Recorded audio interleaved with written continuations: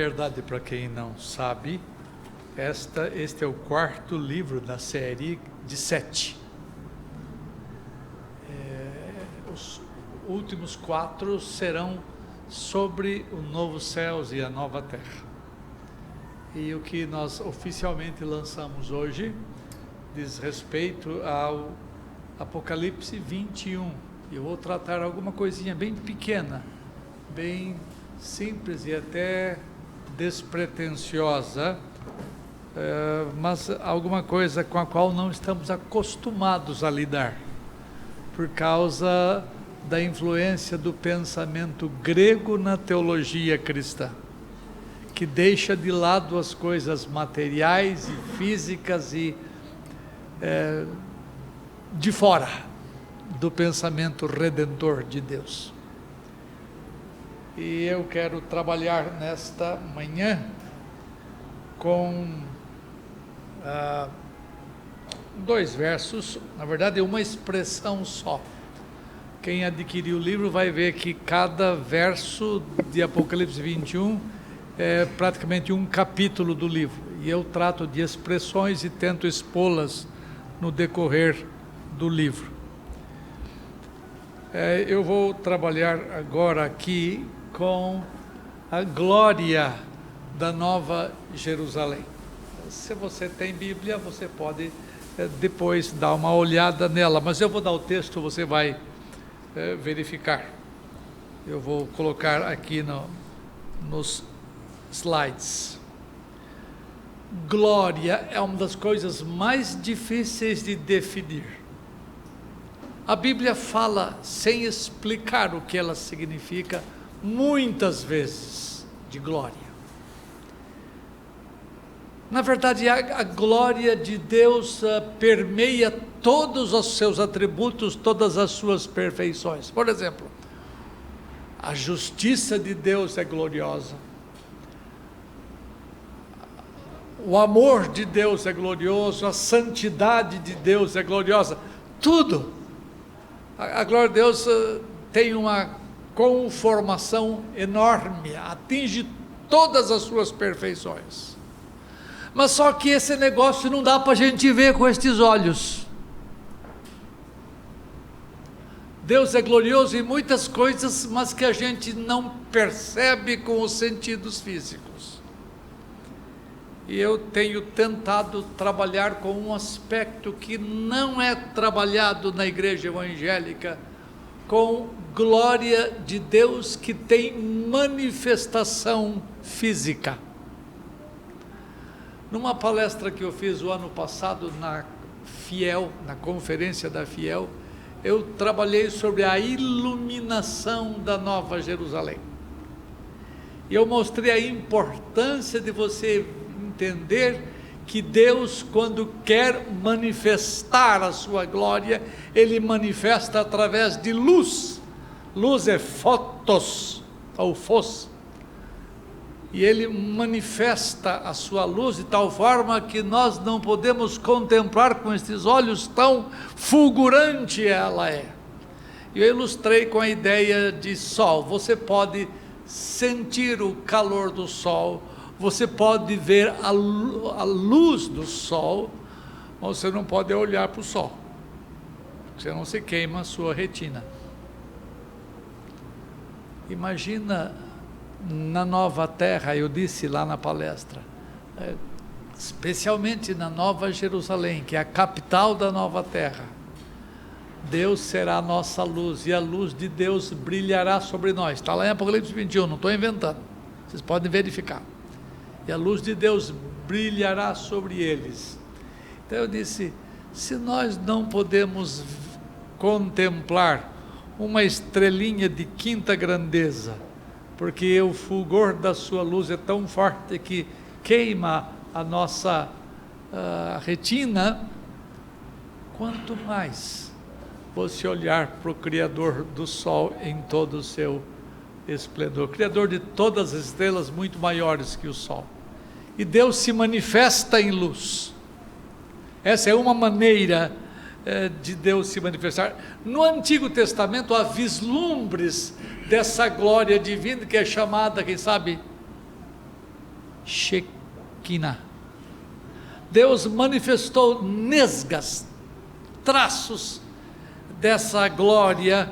Por exemplo, Moisés, quando esteve com Deus ali na nuvem, ele, depois de ficar alguns dias lá, voltou, e ele não percebeu isso, mas quem o viu percebeu, o seu rosto resplandecia de um fulgor incomum, porque a luz divina fez com que aquilo influenciasse tremendamente a sua pele. Jesus Cristo, lembram-se, quando foi no Monte da Transfiguração, a Bíblia diz que o seu rosto, as suas vestes resplandeciam, porque eles estavam perante a glória do Senhor. Mas é curioso que Deus pode, sendo todo glorioso, de luz e não manifestar luz. Deus tem uma capacidade ímpar de ser alguma coisa e de manifestar alguma coisa a uns e não a outros. Ele é capaz de esconder-se aqui de uns e manifestar-se a outros. Deus tem isto. Esse é o Deus das Escrituras. E ele manifestou-se a algumas pessoas, e Paulo fala isto em Coríntios e em Atos, por exemplo, aquele Estevão viu a glória do Senhor. Eu vou ler esse texto aqui, ó.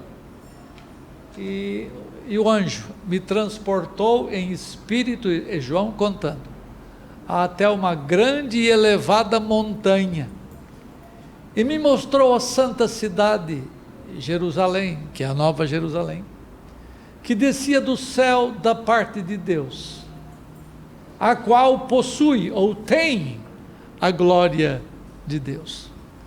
Nesse livro eu vou mostrar a distinção entre a nova Jerusalém, que é igual povo de Deus, que é igual igreja de Deus, porque esse texto fala, é qual noiva que descia do céu, tá? Pode ler o capítulo 21, versículos 2 e 3. Então, Nova Jerusalém é indicativo, lembra, tanto do povo remido, como do lugar onde o povo remido vai viver. Aquele moço ali de camisa amarela e preta, ele, é isso mesmo? O Marinoni, ele fez um trabalho para mim, parte desse trabalho deve estar nesse livro aí, de pesquisa. Ele mostra os muitos nomes da Nova Jerusalém, tanto no Antigo quanto no Novo Testamento, e é curioso, em todos os nomes praticamente, Sião, por exemplo, Sião significa o quê? O povo, e ao mesmo tempo significa o lugar onde o povo habita. A santa cidade, a mesma coisa, vários nomes da Nova Jerusalém, no Antigo e no Novo Testamento, são indicativos do povo remido e do lugar remido onde o povo vai viver. Tá? Então, a Jerusalém que descia do céu, não é simplesmente a igreja.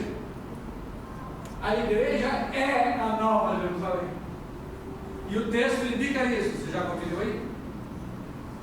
Pode conferir, verso 2.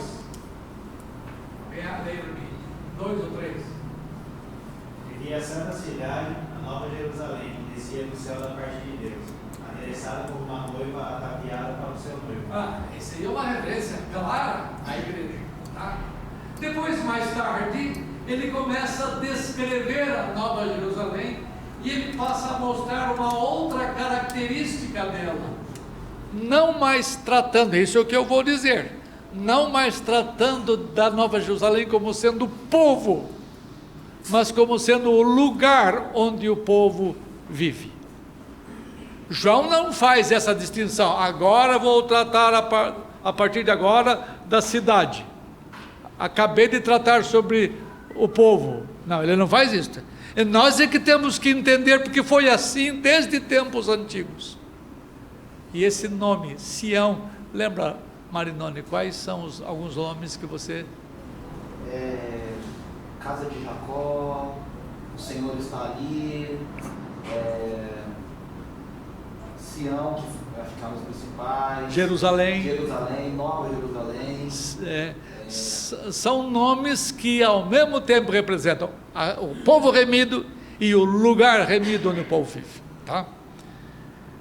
Então, eu quero mostrar a glória agora, não simplesmente, não a glória da igreja, não é o meu propósito agora, mas mostrar a glória do lugar.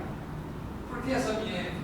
Porque da igreja todo mundo fala, todo mundo já conhece, mas pouca gente conhece sobre o lugar definitivo de morada dos cristãos, que é a nova terra e com especialidade a nova Jerusalém, tá? Então eu vou trabalhar dessa glória desta cidade. Quando eu li um comentador, já faleceu há alguns anos, mas eu o conheci pessoalmente, chamado Ray Stedman. Ray Stedman, quando começa a falar da nova Jerusalém, da nova terra, ele disse assim: para João tentar explicar para seres humanos finitos a que esse novo estado é semelhante, é o mesmo que tentar explicar os conceitos de relatividade e física quântica ao menino de 2 anos. Quer dizer, as coisas excedem o nosso entendimento, excedem a nossa compreensão, tão belas e tão ricas elas são, mas algumas nesgas a Escritura dá e elas se tornam inteligíveis em alguma medida. Então eu quero trabalhar alguns pontos aqui. A glória de Deus na nova Jerusalém. Essa Jerusalém tem a glória de Deus.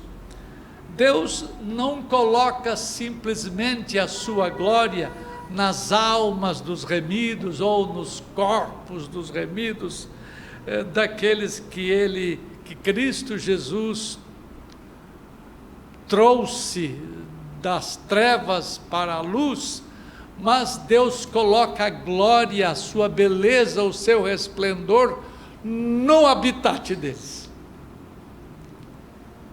O habitat dos homens, que também é objeto da redenção divina, esse vai resplandecer a glória de Deus, do seu arquiteto e edificador.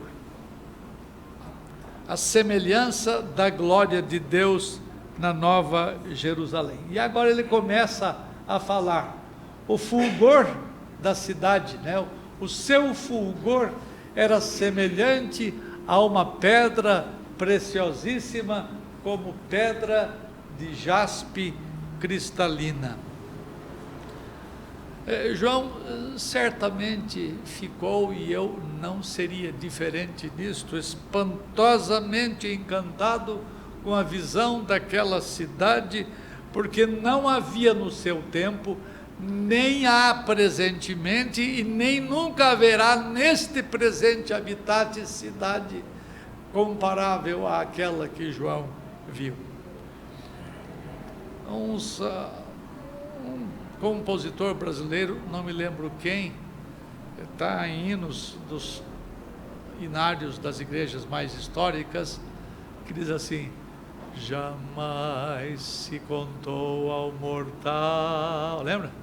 Jamais se contou ao mortal metade da glória celeste. Eles botam no lugar errado, porque esta cidade, embora esteja sendo construída, já terminada no céu, e ela vai ser transportada fisicamente para cá. Vocês já viram esses filmes de aquelas naves enormes, que cabem exércitos inteiros, frotas inteiras descendo? Ora, se o Spielberg é capaz de imaginar coisa tão grande descendo sobre a terra, você imagina o Senhor. E Deus vai fazer coisas fantásticas dessa natureza, tá? Então,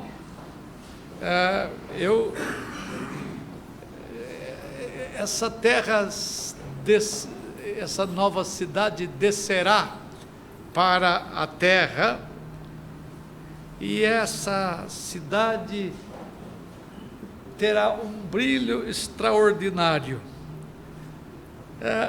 Algumas pessoas, irmãos meus, tentam espiritualizar isto e eu fico louco da vida, porque eles tentam tirar da Escritura coisas que podem perfeitamente ser interpretadas literalmente e espiritualizam, figurativizam tudo. Eu vou dar alguns exemplos daqui a pouquinho. Então, é provável que João, ao ter essa visão, tenha visto, no mínimo, a cidade em construção, porque ele foi elevado até a presença de Deus, que é o céu hoje. E ele viu esta cidade com uma construção extraordinária. Extraordinária. Esses que tentam espiritualizar dizem, aspas, dizem que a aparência da igreja é igual ao jaspe. Ele está referindo-se ao povo de Deus. A aparência é igual ao jaspe, e a igreja brilha como a glória e o fulgor de Deus. Isto é, nós vamos ver os 13 fundamentos daqui a pouco da cidade, com as mais variadas pedras preciosas, e fala que a igreja brilha como essas pedras. A igreja, ele se esquece de que a igreja é física, é composta de gente com corpos ressuscitados, que vai habitar no lugar físico, e eles, no entanto, espiritualizam tudo. Por que a Escritura iria gastar tantos detalhes para dizer que a igreja se parece com Cristo Jesus? Em nenhum lugar da Escritura é dito que Jesus Cristo é pérola, é berilo, etc, etc, etc, etc. Ele descreve alguma coisa real que vai acontecer e que mostra o esplendor da criação dele. Então, eu vou falar algumas coisas aqui que vocês já conhecem. A glória da cidade será vista no ouro da sua construção. Olha o verso 18. A estrutura da muralha é de jaspe. Também a cidade é de ouro puro, semelhante a um vidro límpido. Eu não consigo imaginar. O máximo de ouro que eu vejo aqui é na minha aliança, e em algumas poucas coisas que as mulheres hoje, presentemente, usam. Não dá para imaginar um pedacinho sequer dessa glória, por tanta beleza acumulada num só lugar, e o tamanho da cidade. Deixa eu fazer um parênteses aqui. Alguém de vocês tem ideia do tamanho dessa cidade? São Paulo, São Paulo, digo, a grande São Paulo, tá? Que vai desde da Zona Oeste, como chama lá, nos dormitórios lá, Carapicuíba, para lá, para trás, até Zona Leste, lá perto do Rio de Janeiro. Quer dizer, lá, como é que chama? Suzano, ela dá uns 70, 80 quilômetros, não muito mais que isto. Los Angeles é maior que isto, a grande Los Angeles. E são construções de homens, e muitos deles, muitas construções ruins, horríveis, sem planejamento, crescem a esmo. Alguém sabe o tamanho da Nova Jerusalém que a Escritura fala? Não sabe, não? São 12 mil estádios. Equivale a 2.300 quilômetros de largura e de comprimento, quadrada. Daqui a Sergipe a Piauí, boa parte do país nosso. É uma cidade que não acaba mais. Primeiro, porque os remidos são gente que, como a areia do mar, que ninguém pode contar, muita gente para viver nela, e há muita coisa ali extraordinária. Eu imagino, Deus só pode estar brincando, que as ruas dela são de ouro. Olha que Deus vai arranjar tanta coisa. Irmãos meus, as ruas, e a cidade vai ter ruas, não são como as ruas de São Paulo. por favor, não tentem projetar a melhor cidade que vocês conhecem na Nova Jerusalém, porque ela é inimitável. Ela é mesmo inconcebível. Mas não é Niemeyer que a arquitetou. A Bíblia diz que o Senhor é o arquiteto e o edificador dessa cidade. Eu imagino que ele é um engenheiro, um arquiteto de capacidade supra. Ele vai pegar os melhores materiais na construção dessa cidade. Não é como os nossos construtores. Quanto mais prédios se constroem hoje, menos o material para a questão de economia bom é deixado de lado, ou mais é deixado de lado. E eu fico pensando que a Escritura coloca a capital da nova terra como uma cidade cheia de ouro. Os que têm interpretação figurativa falam que isso significa a riqueza do povo. Riqueza de quê? Se não for de ouro, de prata e de pedras preciosas. Ah, não, riqueza de amor, riqueza... Por que espiritualizam tudo isto? Quando Deus, que é o Senhor do céu e da terra, tem todo o minério do mundo, do universo nas suas mãos. Ele vai transportar não sei de onde para esse lugar e vai construir essa cidade imensa de ouro. Sabe, a minha hermenêutica, ela não é literalista no sentido negativo, mas eu tenho a tendência de interpretar literalmente quando faz sentido. A menos que você diga que é uma impossibilidade lógica ter uma cidade enorme desse tamanho e com material desse quilate, a menos que prove para mim que isso é ilógico, eu paro de crer assim. Faz sentido, faz, é exagero, pode parecer nos moldes, comparado aos moldes presentes, mas é algo extraordinariamente belo, grande e rico. E o texto fala aí de ouro puro. Você sabe que na natureza presente você não encontra ouro puro em lugar nenhum. Você tem que trabalhar, burilar, etc., para que ele adquira aquele dourado todo reluzente. Mas assim mesmo não é ouro puro. Nem nas minas de Ofir, nem nas minas mais ricas deste mundo se produziu ouro tal qual esse, tão refinado, da qual a Escritura fala. Ouro puro, semelhante a um vidro reluzente. E se a cidade não é literal, presta atenção, então houve um desperdício de detalhes que não fazem sentido se interpretados figurativamente. E a cidade não é mais cidade. E as palavras usadas por João para descrever a cidade perdem toda a sua significação. Portanto, vocês não farão injustiça ao texto se vocês entenderem estas coisas como sendo referência ao material precioso que Deus vai usar na construção da cidade. É muito mais sensato entender que a cidade toda é feita de ouro, o mais precioso dos metais, porque você sabe muito bem que a economia de um país é medida pelo lastro que tem de ouro guardado, estocado, para garantir a economia, o valor da moeda. É a medida da riqueza de um país. E Deus toma esse material e faz a cidade toda cheia dele.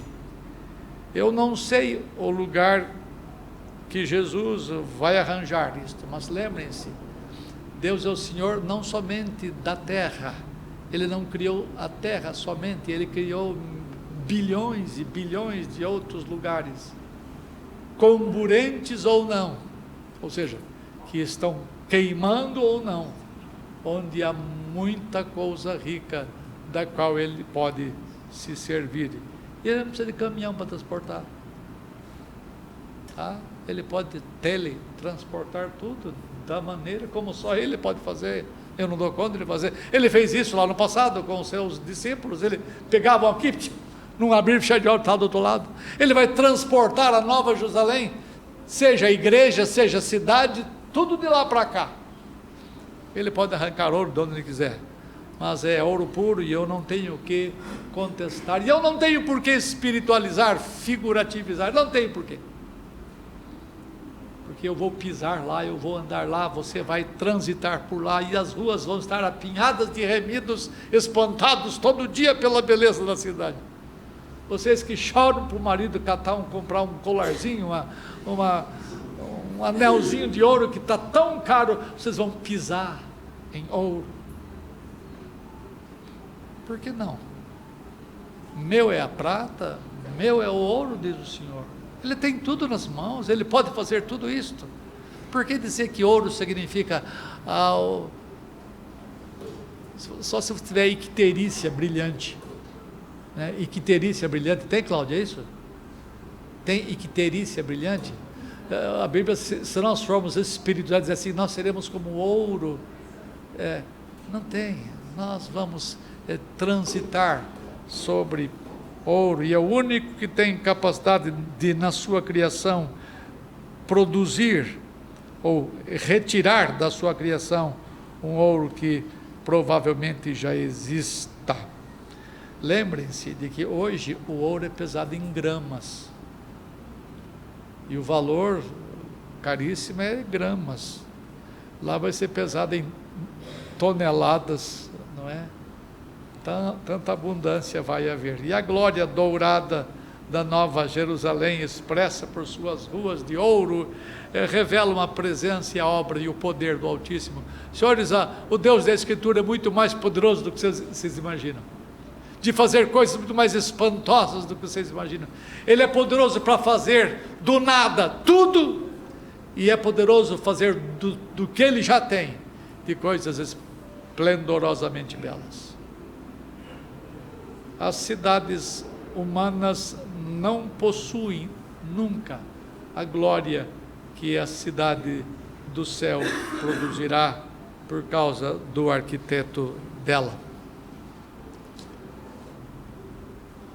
É vista na riqueza da sua muralha. Faz de conta que nós estamos na escola dominical. Vamos ler juntos, olha lá.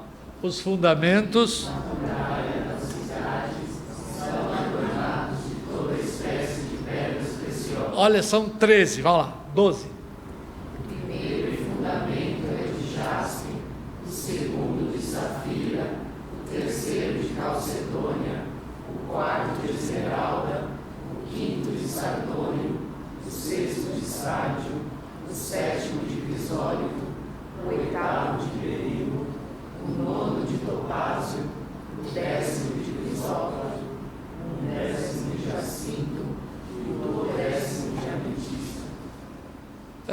Você podia, por acaso, pegar isso aí e dizer assim: nós vamos ser, a igreja vai ser de ametista igual. Para que você vai pegar isso tudo e dizer que você vai ser parecido com a ametista, você vai ser parecido? Você faz isso? É justo fazer isso no texto? Lembra, o texto está tratando de uma cidade que tem portas, que tem muralhas, que tem fundamentos que são não simplesmente alicerces, mas aquelas partes que saem dos alicerces, que sustentam toda a cidade, toda a muralha. O que você vai colocar isso em você? Como você possuir essas coisas? Não faz sentido. Pensa no lugar que Deus tem reservado para você e que mostra a riqueza desta muralha. Deixa-me citar um irmão nosso chamado Keith Creel, é um comentarista, é um cara joia. Olha o que ele diz, aspas: expositores têm diferido quanto ao grau em que esta descrição deveria ser tomada literalmente, isto é, não há concordância se é literal ou não. Alguns creem que a cidade é realmente não existente, isto é, não existe cidade, e apresentam somente como uma representação simbólica das bênçãos dos santos na eternidade futura. Tal ideia, contudo, é difícil de harmonizar com os detalhes específicos fornecidos que em nenhum lugar são explicadas além de um sentido literal da Escritura. É minha inclinação, fecha parênteses, é minha inclinação pensar que estas coisas ditas sobre a cidade devem ser vistas como mostrando fisicalidade, como apresentando a materialidade da criação de Deus. O Jardim do Éden era alguma coisa simbólica, figurativa? Não, era um lugar. E a Nova Jerusalém, a Nova Terra, é a recriação do que era antigo, é a volta do que foi amaldiçoado, do que foi estragado pela maldição divina. Por que tem que ser espiritual? É a restauração. A restauração é trazer de volta uma coisa ao seu estado original, a beleza original, o fulgor original. E por que João teria gasto tantos versos com tantos detalhes para descrever uma cidade que não pode ser vista literalmente, uma cidade sem conotações físicas? Para quê?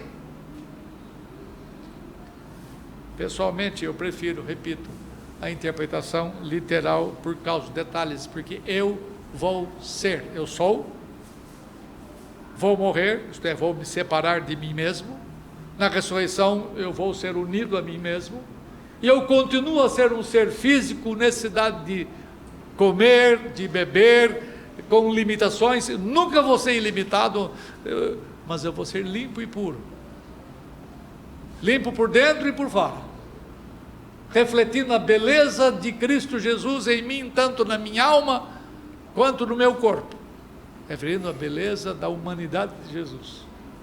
Ser físico. Por que eu não posso habitar num lugar físico? Por que Nova Jerusalém, por que a Nova Terra não é física? E por isso que você fica falando o tempo todo, você vai cantar, como é que é? Cantar corinho nas nuvens, vai ficar lá, o céu como sendo o lugar definitivo dos homens. Não é verdade isto. O céu não é lugar definitivo, é a nova terra, e ela é física, e Deus vai refazê-la para o seu prazer, para o seu gozo, e para a glória dele entre os homens crescer.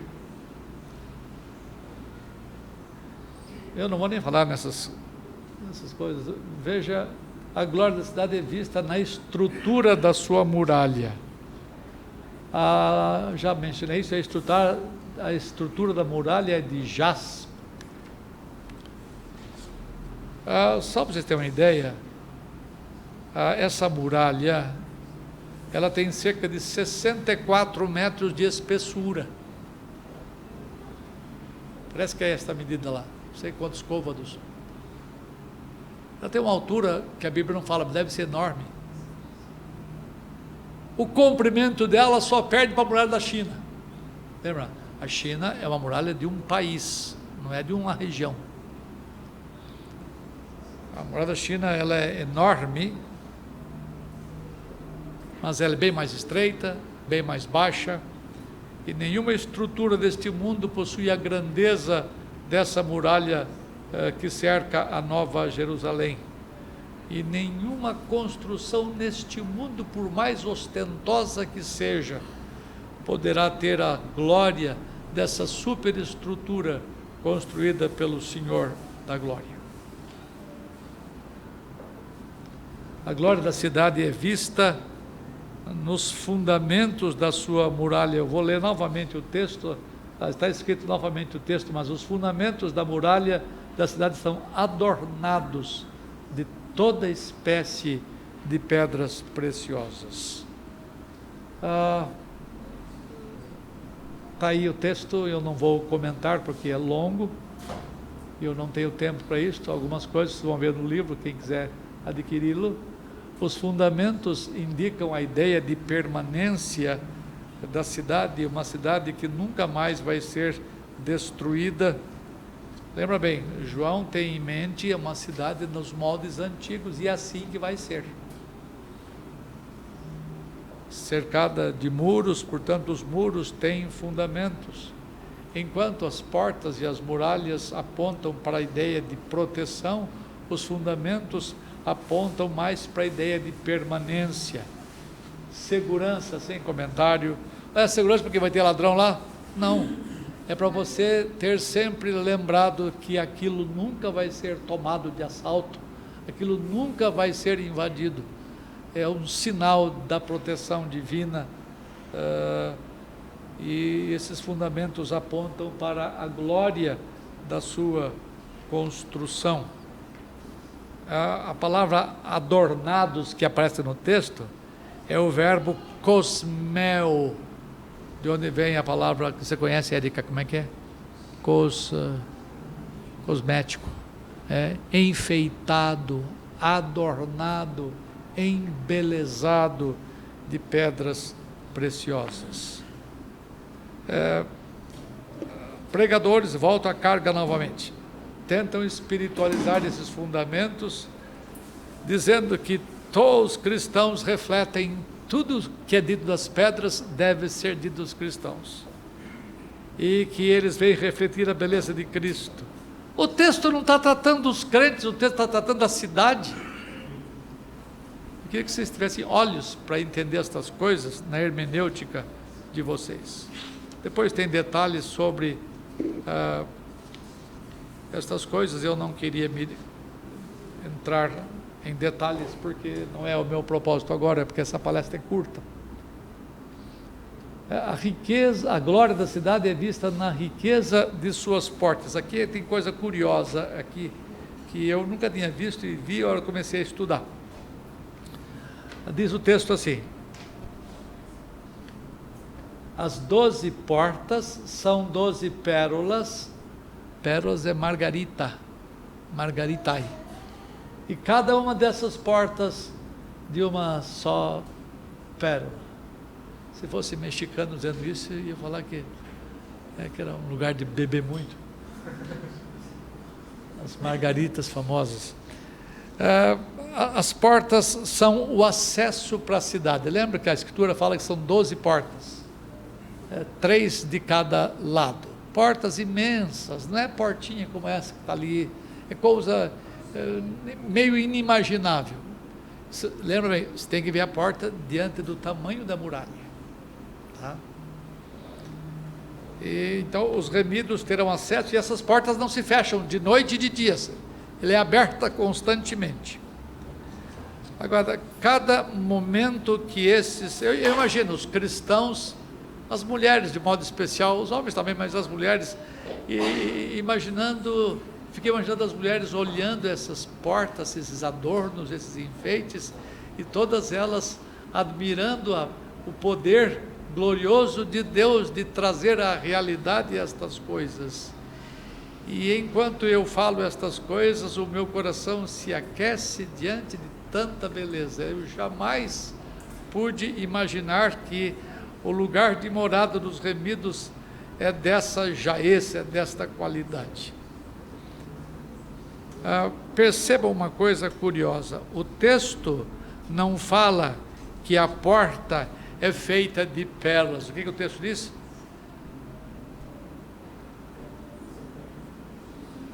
São pérolas. Eu não sei, eu não posso falar do tamanho da porta. Já é o grande problema. Você sabe como as pérolas são poderes? Sabe? Os lados. Estão trabalhando e fazem aquela coisinha que nem se massa,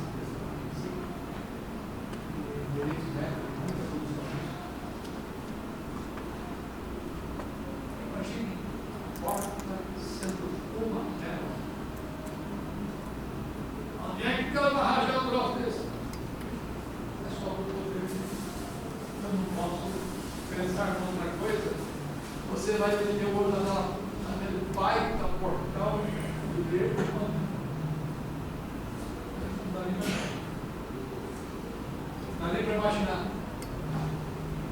Então, irmãos, isso aqui é extraordinário. É o que Deus tem reservado para aqueles que o amam. Lembra? Aquilo que o ouvido não ouviu, aquilo que nenhum olho viu, aquilo que jamais penetrou o coração humano, é o que Deus tem reservado para aqueles que o temem. Isso tem a ver com as coisas futuras, sim. Jamais se contou ao mortal mesmo, metade, aliás, nem um pedacinho dessa glória terrenal. Tais pérolas vão muito além da nossa imaginação. Por mais que você tente elocubrar pensamentos sobre a nova terra, e especialmente sobre esta cidade, nas presentes condições em que você e eu vivemos, nós não podemos aquilatar a beleza e a riqueza e o fulgor e o esplendor dessas coisas gloriosas de Deus. Último ponto. A glória da cidade é vista na riqueza da sua praça. Olha o verso lá. As 12 portas são 12 pérolas, e cada uma dessas portas de uma só pérola. Aqui está enfatizado aqui o que eu não enfatizei antes. Tá? Lembra, não é uma porta composta de milhares e milhares e milhares de pérolas. Cada porta é uma pérola. A praça da cidade é de ouro puro, como vidro transparente. Alguém sabe a palavra grega para praça? Você sabe inglês, square. Italiano, espanhol, você sabe. Grego é plateia. Praça é o lugar para as grandes reuniões. Praça é o lugar para as grandes concentrações, até aqui no Brasil, é isto. Se tem praça é para você juntar muita gente. Se bem que algumas praças hoje não dá nem para andar, de tanta tralha que tem, né? Tira a ideia real do que praça significa. Mas a praça da cidade de ouro, veja para mim no capítulo 22, versos 1 e 2, leia para mim. Veja que praça enorme deve ser. Leia para mim.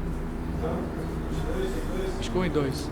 Então o anjo me mostrou o rio da água da vida, que, claro como cristal, fluía do trono de Deus e do Cordeiro, no meio da rua principal da cidade, De cada lado do rio estava a árvore da vida, que dá 12 colheitas, dando fruto todos os meses.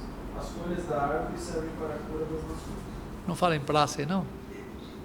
Verso seguinte, não fala? No meio da praça está o rio, não fala? É aquele que coloca no meio da rua principal. Não é praça, é plateia.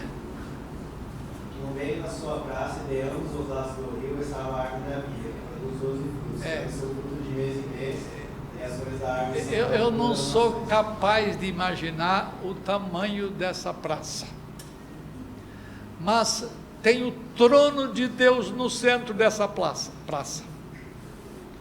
E a Bíblia diz, você pode ler isso em Apocalipse 7, 5, que a adoração do povo de Deus será feita publicamente nessa praça em frente ao trono.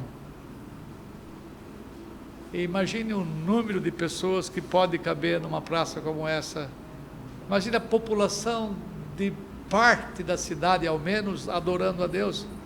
Só um parênteses. Esta adoração nossa será novamente localizada. Nós nos reuniremos num lugar para cultuar a Deus, como era no Antigo Testamento. Algumas coisas para se cumprir tem que voltar lá para trás. E nós vamos adorar não templariamente mais, porque não vai haver templo, mas vamos estar todos em pé diante do trono e do Cordeiro, nessa praça, e você vai pisar em ouro puro nesse lugar. Alguns estão rindo, pode rir. Quando a gente se encontra lá, eu falei, não falei para você? É porque o Senhor é o arquiteto e edificador, por isso que eu creio, por causa dele. E eu creio na veracidade das escrituras. Mas você está sendo literalista e não espiritualizante. Fique com a sua espiritualização, se você quiser. Mas eu creio que nós vamos lá nos encontrar e vamos ver a riqueza do universo criado, recriado, da nova terra renovada e da nova Jerusalém feita inusitadamente. Porque essa cidade é inusitada. Praticamente tudo nela é novo, nada existente até agora. E o meu último livro que eu estou escrevendo, trata das coisas inusitadas, ou seja, das inovações, daquilo que não havia no primeiro habitat e nem no habitat presente. E nós vamos ficar espantados diante da plateia na plateia. E nós vamos adorar a Deus comunitariamente, como povo remido dele. E eu creio que, assim como no Antigo Testamento, cada família tinha que ir uma vez por ano a Jerusalém para adorar no templo de Jerusalém, assim da nova terra toda virão caravanas dioturnamente para encontrar-se diante do trono e do Cordeiro, do trono onde o Pai está sentado e o Filho de pé, e nós vamos adorar o Deus Redentor, Pai e Filho, pela ação, não sei se do Espírito, a Bíblia não fala do Espírito nessa parte, mas de qualquer forma nós nos encontraremos com a divindade face a face. E no verso 5 do capítulo 22 fala que nós veremos o Senhor face a face. Nós contemplaremos a face do Senhor. Essa é uma outra história. Eu trato num dos capítulos aqui. Eu espero, irmãos, que vocês façam parte dessa plateia, reunindo-se na plateia, isto é, reunindo-se na praça. E ali nós vamos ver o esplendor de Deus. Lembra? Esplendor de Deus tem essa conotação de fisicalidade, de luz física. E nós vamos estar presentes diante da luz física e de Deus que se manifesta. É minha tendência forte teológica, que Deus vai tomar formas teofanicamente, assim como o primeiro modo de revelação dele foi em teofania, o modo final dele revelar-se aos homens será da mesma maneira. E nós vamos ver Deus tomando forma. Atenção, forma física não é a essência de Deus e nunca será, mas para poder dar-se a conhecer aos homens, nós vamos ver alguma coisa lá, não sei o que, sentado no trono, e vamos ver ao lado dele o Redentor dos filhos de Deus, o nosso Redentor.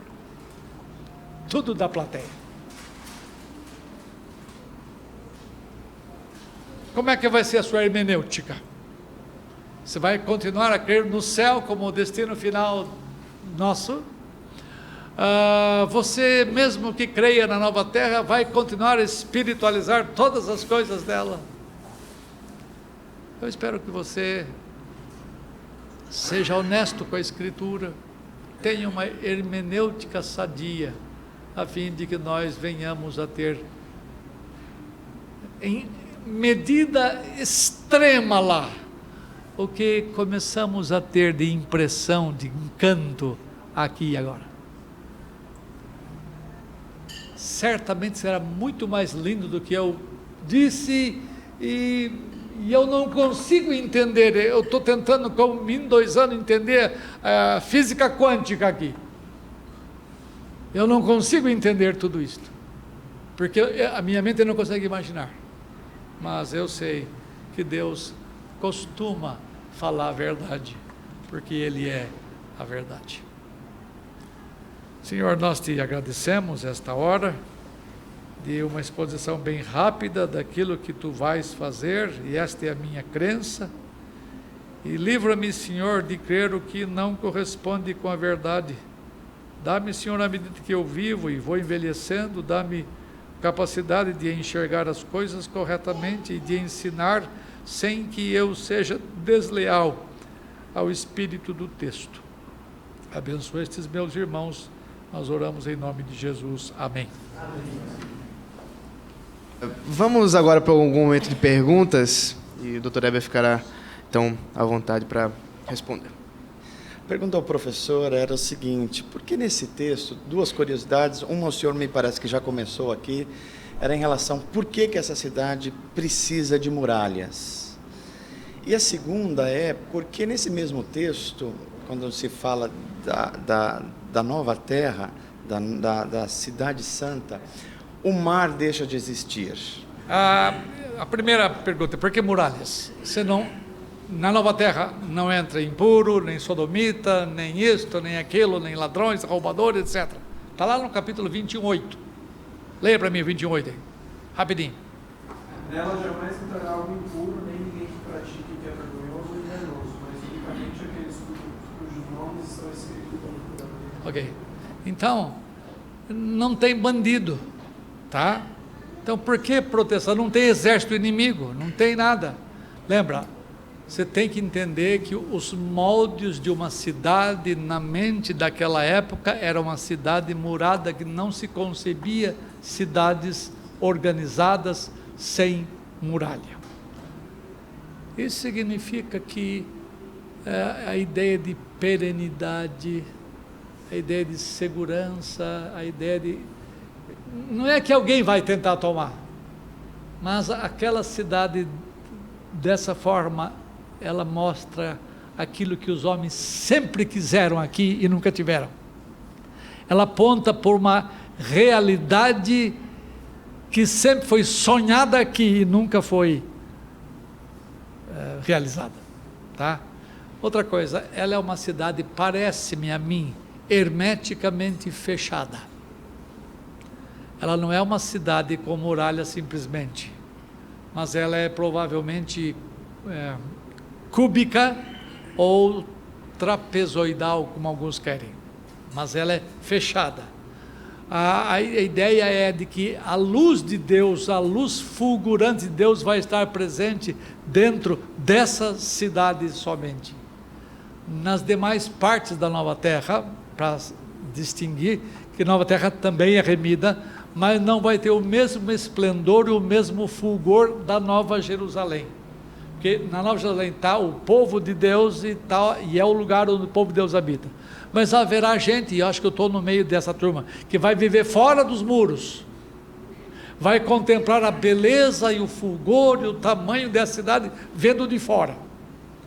Aí vai ter sol, lua, inverno, verão, colheita, plantação e colheita, como sempre houve desde o início da criação.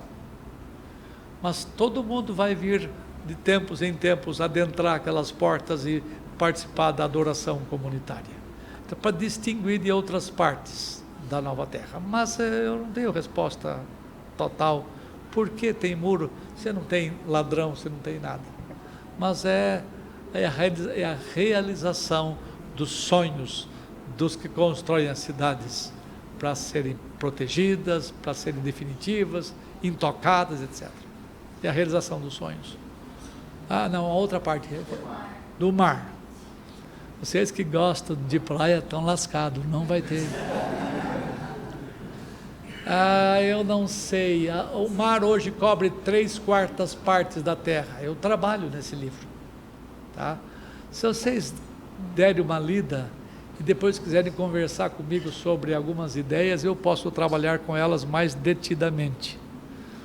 Mas o mar tem algumas conotações ruins na escritura, tá? Eu não vou trabalhar aqui agora, porque eu não sei de cor também, todos os textos de cor eu não sei, mas o mar apareceu, presta atenção, como nós conhecemos hoje, é um distanciador de continentes, é um separador de terras, né?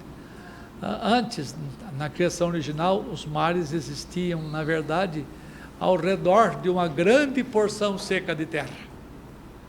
Eu creio na teoria de que na Pangeia, que era uma porção seca que provavelmente no dilúvio foi desagregada. Mas por razões que eu desconheço, não vai ter mar, ponto final. Agora, vai ter muitos rios, muitos lagos, certamente, né? Eu até queria que Deus tivesse feito o mar de água doce o tempo todo, mas Ele não fez, então Ele vai tirar, Ele vai satisfazer o meu desejo pessoal. Mas eu não sei explicar com razões absolutamente infalíveis teológicas. Tem sugestões no texto do livro examine. Se você quiser conversar comigo, eu estou à disposição.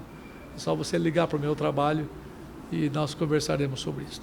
O capítulo 24 fala: as nações andarão em sua luz e os reis da terra lhe trarão a sua glória. Isso pode dar vazão a alguma ideia de que ainda existirão governos mesmo depois da criação restaurada? Sim, esse é um dos capítulos finais do livro, tá? Do verso 24. Governos e nações existirão na nova terra. E os reis trarão a sua... Leia o verso todo. E os reis trarão a sua glória ao Senhor. Vai haver governo de homens, sim. O governo não é por causa do pecado, é por causa da ordem.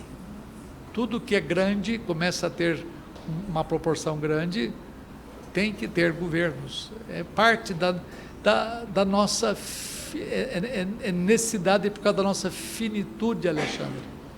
Nós somos seres finitos, não somos capazes de organizar mentalmente todas as coisas, de forma que não precisamos de quem governe, de quem nos instrua, das coisas serem devidamente organizadas. Então vai haver sim, vai haver reis na terra, vai haver governantes.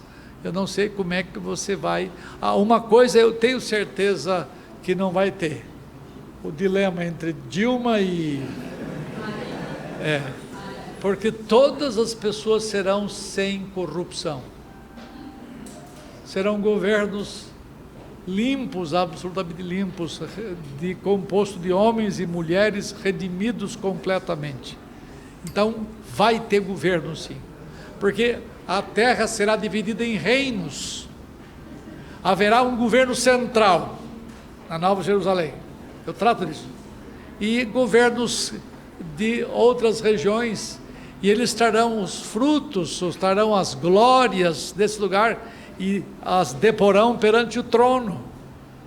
Então vai haver sim. Afinal de contas, é a renovação do que existe, é a restauração do que existe, só que de forma sem pecado, sem nada que macule as relações humanas. E vocês não terão, e eu e vocês não teremos problema nenhum em viver sob a autoridade de homens. Tá? Os critérios que Deus vai usar para isso, eu não sei. Minha pergunta, professor, é o local onde será esse paraíso, onde ele estará, embora a gente já presuma, e como esse ensino diverge dos ensinos do Adventismo. Eu não conheço bem o dos Adventistas, nem dos Testemunhos de Jeová. Eu sei que um deles, talvez o Testemunho de Jeová, diz que uma turma vai viver no céu, outra turma na nova terra. Tá? Então vai haver uma separação de remidos especiais no céu e o resto aqui na nova terra. Esse é um ponto. Eu não posso dizer a você, eu vou ser injusto com eles se eu disser alguma coisa que é errado a respeito deles. Porque uma coisa eu aprendi na academia: nunca diga dos outros grupos aquilo que não reflete de maneira justa, porque eu estive estudando num seminário fora da minha denominação, nos Estados Unidos, e eu vi a descaracterização da teologia minha, ensinada por professores, filtrados pelos pensamentos deles. Então não é justo, então eu não vou responder, tá? Mas é diferente deles, mas eu não posso dizer onde. Bem, Jerusalém, aquela região ali chamado Oriente Médio, onde está o Estado de Israel, parece-me, eu li em algum lugar, que é o centro geodésico da Terra. É a parte mais central da Terra. Eu não sei como é que Deus vai, quando Ele botar fogo nisso tudo, lembra? Fazer arder tudo isto, vai tirar o mar daqui, vai fazer tudo novo, você vai haver um reajuntamento do que existe de terra fora do mar. Não vai existir terra fora do mar mais, né? Porque não vai ter mar. Mas provavelmente, não importa para mim se seja ou não, há uma possibilidade de ser nas regiões hoje desérticas, absurdamente desérticas, onde foi o paraíso original. Já pensou Nova Jerusalém no Iraque? Mas só que ela é tão grande que abarca toda aquela região, E o território que Deus deu a Israel, lá no começo, era muito mais amplo do que é hoje, muito mais amplo. Mas a amplitude desse lugar, eu acho que é menor do que o tamanho da Nova Jerusalém. Seja onde for, meu filho, vai ter tudo uma geografia diferente. Seja onde for, vai ser bom, porque vai ser feito diretamente por Deus. Deus vai operar de um modo... Eu imagino que quando Ele fizer, renovar a terra, fizer tudo novo, e fizer descer aquela baita cidade já do céu, porque o paraíso foi transferido para o céu, e vai ser de novo transferido para cá.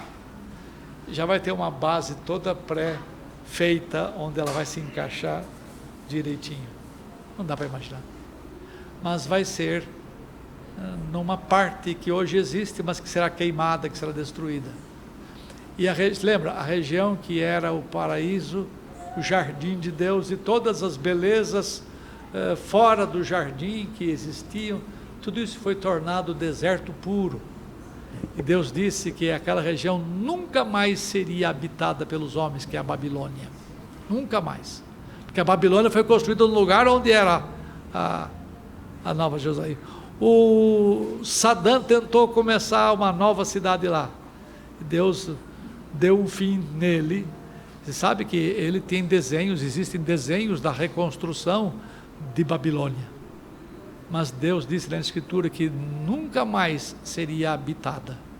E não vai ser. E Deus vai botar naquela região. Pode ser aqui em São Paulo. Deus é.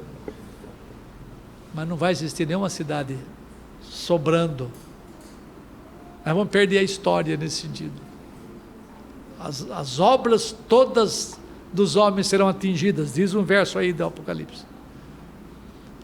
Mas o lugar original que Deus criou para o homem viver é a terra, e é aqui que vai ser o destino final nosso. Quer vivamos na Nova Jerusalém, quer vivamos fora dela, mas no planeta restaurado.